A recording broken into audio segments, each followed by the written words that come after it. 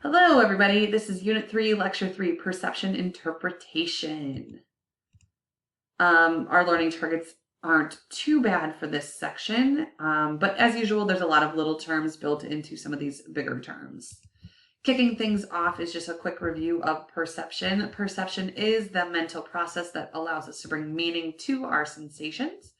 However, as we interpret the world, we often misperceive, sometimes on purpose, not so much on purpose. Sometimes there's a specific reason and sometimes we're not aware of the reason. The best way to learn about these concepts is to jot down the examples. So yes, I want the definitions, but this lesson in particular happens to mostly be about examples. So whether it means you're drawing a picture or jotting down a couple of phrases for yourself, focus on the examples. Okay, perceptual adaptation. This is actually a pretty neat concept. We as humans have the ability to adjust to a changed sensory input, including artificially displaced visual fields. So what that means is if one of our senses is disrupted or damaged, perhaps like hearing loss or with blindness, our other senses kick in or our existing senses become heightened or altered. So in this picture, we have this guy wearing weird goggles. These are called prism glasses or inversion goggles, depending on what type they are. And by wearing these goggles, it makes it look like your entire world is shifted left or right, or potentially completely upside down. And what research has shown is that within minutes, usually within about 10 minutes, a person can completely adjust to be functional in this slightly distorted world. For example, if you're wearing these goggles that show you how to do or that make your world look upside down, you might go to shake someone's hand a few times and miss going too high or too low, but within a short time frame, you can adjust. The next major term is perceptual set. This is a mental predisposition to perceive one thing and not others. So there might be something in the way you are perceiving or something in the way you're bringing in the sensory data that's allowing you to pay attention to certain qualities and not others. A lot of times it's influenced by what else is going around that stimuli. So for example, if you take a look at this sketch, I'd like you to try to decide just in your own head. You can talk to the YouTube video if you want, but decide for yourself what it is you're looking at. Is it a duck? Or is it a rabbit? And if you were thinking it was one, as soon as they showed you the picture of the other, did your mind change?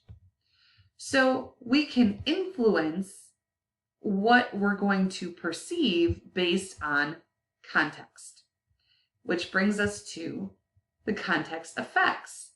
So all of this, actually put a quick note before I move on, that this is a top-down process. We are using our experiences, expectations, other context clues to interpret a piece of stimulus. The context of a stimulus can evoke radically different perceptions, especially if the context is happening right then and there, and it's not referring to something that happened days ago or hours ago. Some of the context could include culture, your motivation over that perception, the emotion related to that perception. So here's some examples. How would your parents respond to you failing a course if you first told them that you were arrested for robbing a bank? Oops, you robbed a bank and then you got arrested, but then your partner who got away with a bunch of money was able to bail you out, and now you need to come home and tell your parents that you failed that test. But if you start off by saying, I was arrested for robbing a bank, so really it's not that big of a deal, right?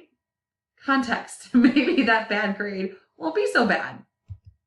Imagine that you and your boyfriend or girlfriend had a fight, but then you made up a day later.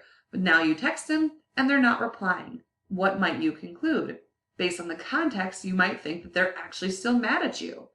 Because if you had a great series of days together and then they weren't getting back to you, you might be more likely to assume it's something innocent, like they're just busy or their phone died.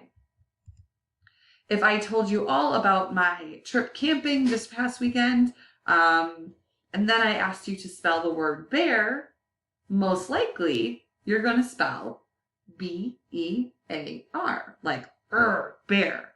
But I didn't necessarily tell you that that's what I was referring to. I could be referring to B-A-R-E, like I was walking through the woods in bare feet. That would be really stupid. But you don't know, just by me asking you to spell the word bear, you are perceiving, based on context, what word I actually mean.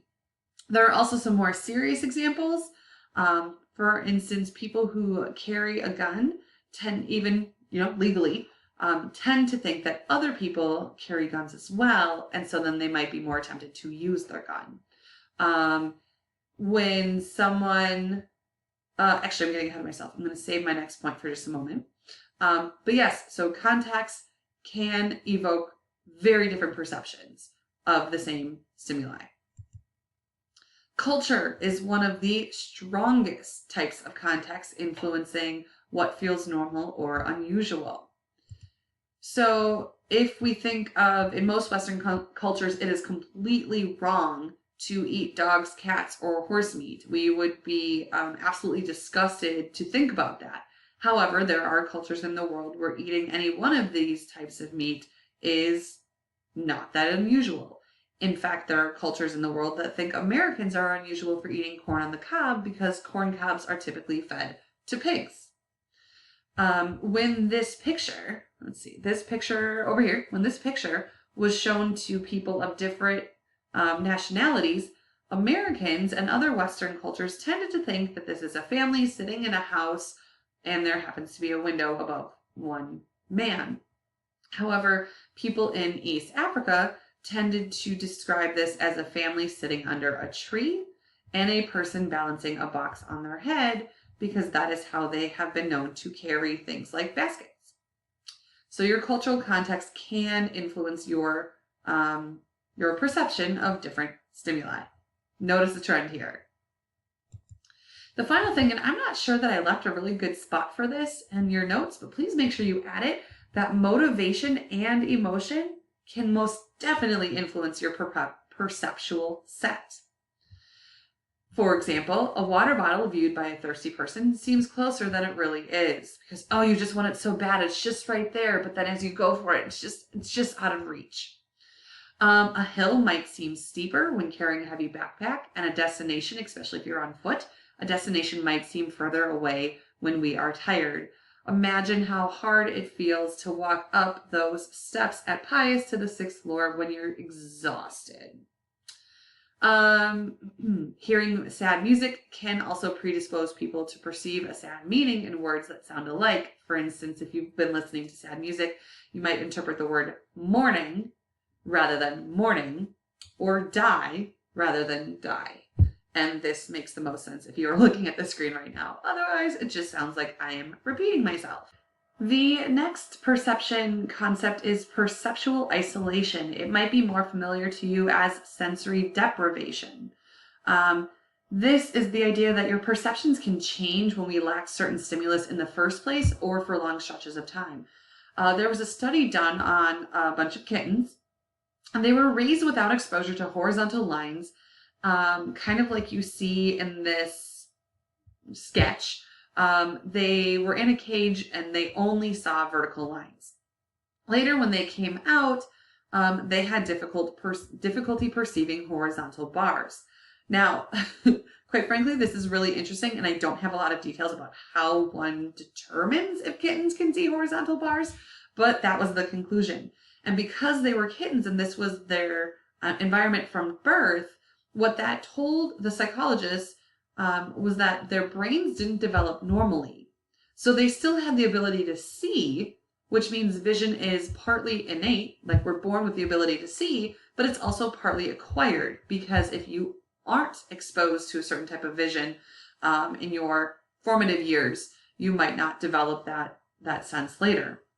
In the same way, when humans have had cataracts and then had surgery to remove it, so they went from not being able to see or being able to see very poorly to having much improved vision, they could distinguish figure from ground, like what a subject was compared to a background, but they could differentiate some colors, but their visual acuity was weak, so they were not as perceptive of detail. So again, some evidence that vision is partly something you're born with and partly something you develop as your senses are exposed to different types of stimuli. And that's actually where I'm going to stop on this one. I'm not sure if you're going to see this before class or after class, but there's a whole other section to this lecture, but I would much rather teach it to you in class because there's just so many examples that I would do a better job of pointing out and explaining with you live in front of me. Otherwise, I'd just be reading off the slides. So we don't need to go through all that right here. Enjoy the short lecture, and I'll see you in person.